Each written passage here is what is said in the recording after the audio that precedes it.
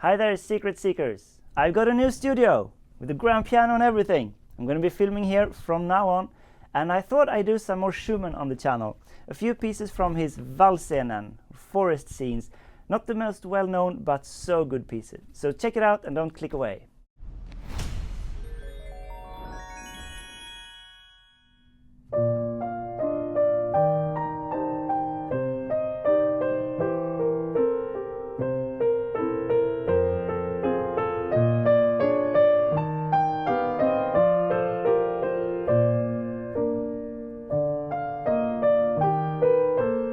Robert Schumann is one of the first-generation romantics, born in the same year as Chopin in 1810. He wrote almost all of his piano music in his younger years and then went on to write chamber music and songs and some symphonies.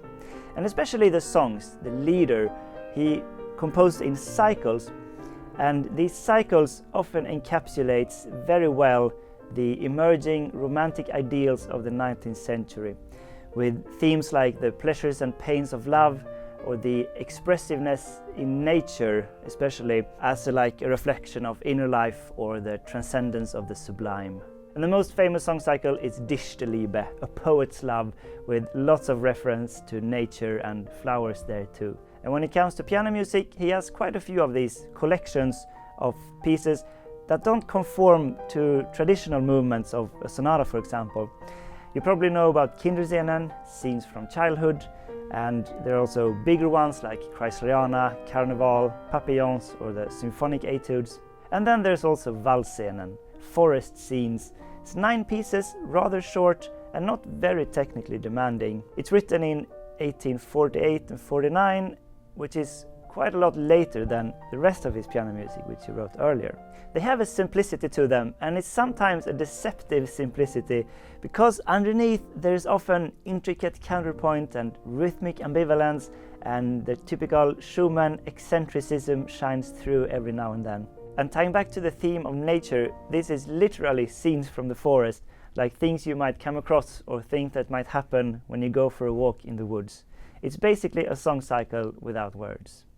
Now, number 3, Einsame Blumen, or Lonely Flowers, is my favorite. It's got a simple 8th notes pattern, but it's just so achingly beautiful. Let's play the first part again.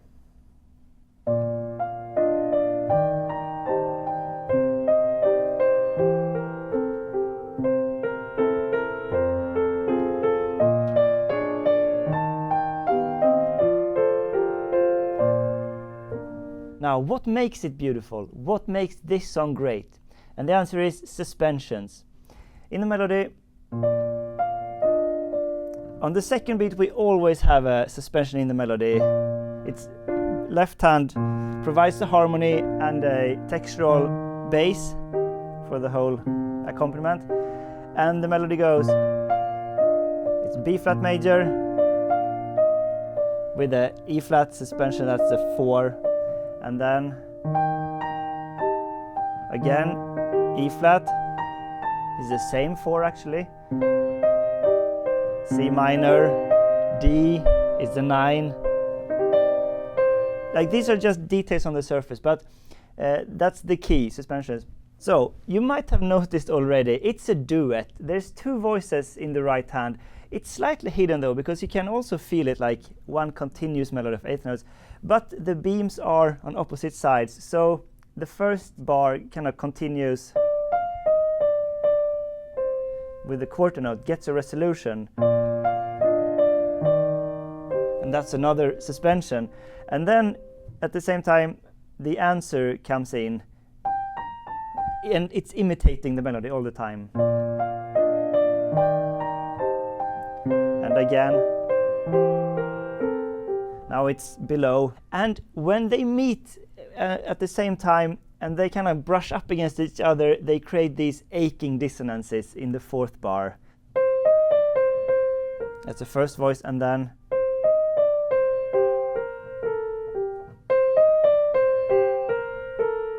and again, if I jump to bar 11, the next phrase. Now the first voice gets a little bit of variation, and it brushes up against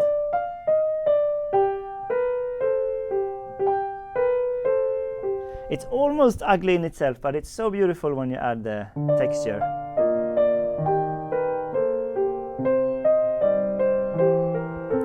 And so on.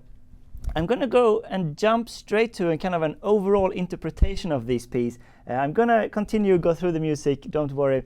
But it says in the concluding remarks in my Peters edition in the back here, it's kind of an interpretation here. I'm going to read a little part about this piece. The two-part nature of the right-hand part and the plural in the title reflect, as in a flashback, it could be argued, the loneliness of Schumann and Clara during their struggles with Friedrich Wieck. Friedrich Wieck was Clara's father. A supposition based on the knowledge of the circumstances under which it was composed. So, for those of you who might be new to music history, Clara Wieck was like a superstar pianist in her time, and she and Robert Schumann were in love and they wanted to marry, but Clara's father didn't approve of such a low life as Robert. But they were in love, so they had to go to court and win some case against this father deciding in the family. And they did that, and then they got married and were kind of happy. So I think that's a cute interpretation of these melodies. They really belong together because they're cut from the same cloth. It's imitating all the time, but they have the unfortunate fate of not being together at the same time. Anyway, you can take it if you want or not. You can also just let the music be the music. Now there's one more feature that's got to do with the rhythmic organization. It's in 2/4, of course, but you almost feel it more like the first phrase is 2 bars of 4 beats each.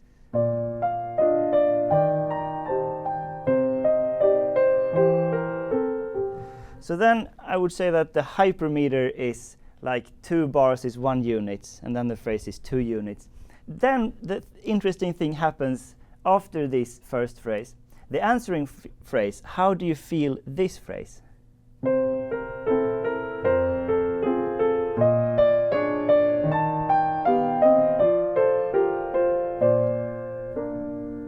It's not 2 units anymore. It's more like 3 units in 6 bars. So 1, 2, 3, and then starting over, and so on.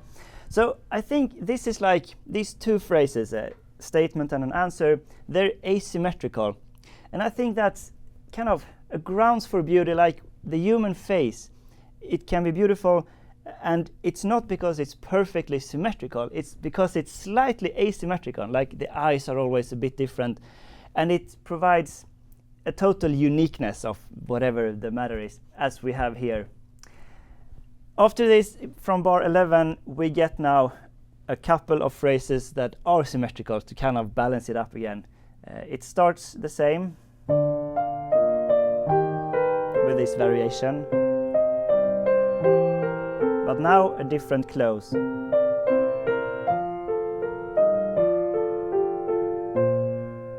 It's more firm, it's not going out of this ambiguous thing as the first time. Now it's a double bar line. This is like the first main section. Now comes a little episode. We get some minor chords, the tiniest amount of drama in this forest scene.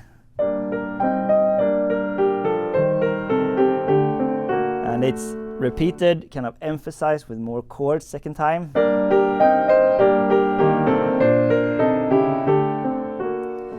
And now comes this.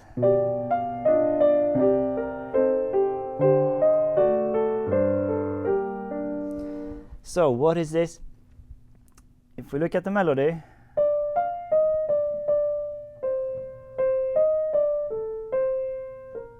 it's actually the same as in the beginning, but it's reharmonized. It's just one note different towards the end. But in the start,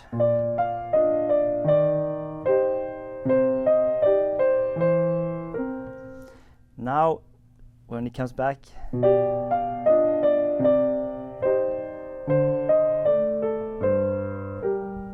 it's the same melody. The answering, imitating voice now comes below the first time. But the harmony is crucial here. So instead of going from B flat major to E flat, it's now reharmonized with G7 to C minor directly, and then D7 to G minor.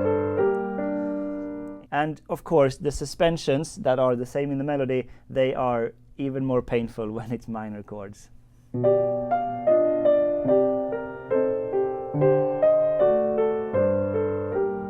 But then the answering phrase, now we get this 3-unit phrase. Now it turns, because this is the same harmony, goes to the major instead. And it's a lovely turn here after this minor.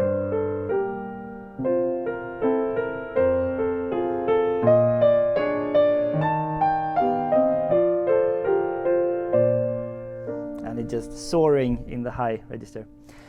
Then we get the same kind of second answer of a pair of phrases that's symmetrical.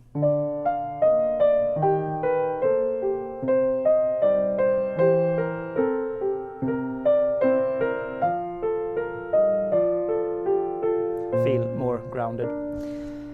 Then there's like a second episode here. Now it gets a little bit more energy. Not minor this time, we get this.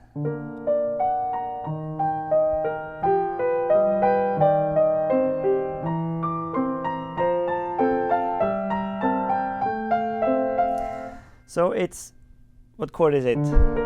B flat major. The F sharp is the +5, yearning +5 chord. And the F sharp goes to G.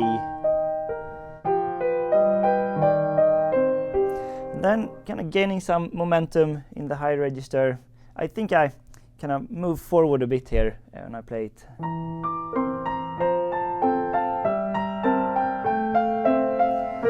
Now we get the same augmented chords again, but now they're filled out with the duet is in the left hand.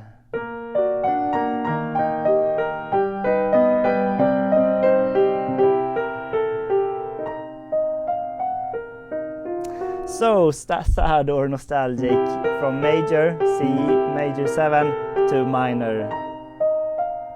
And it's even C minor 7 and -5, 7, like half diminished.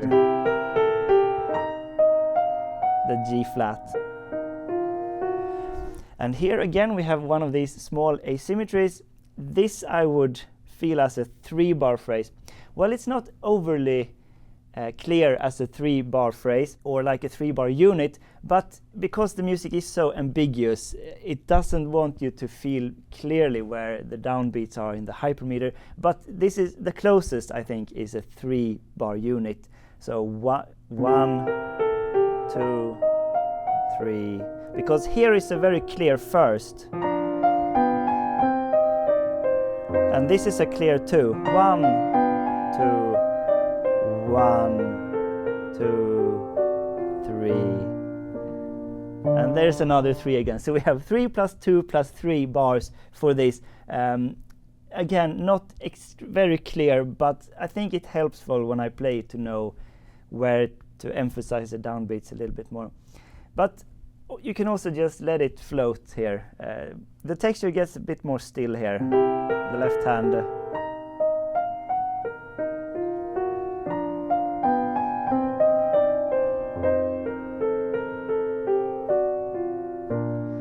Clear resolution back to B flat major.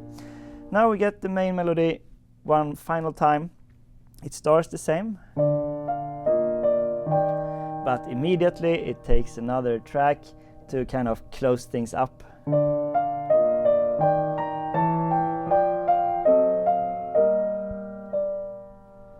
Kind of to G minor. Lovely chromatic things here in the left hand.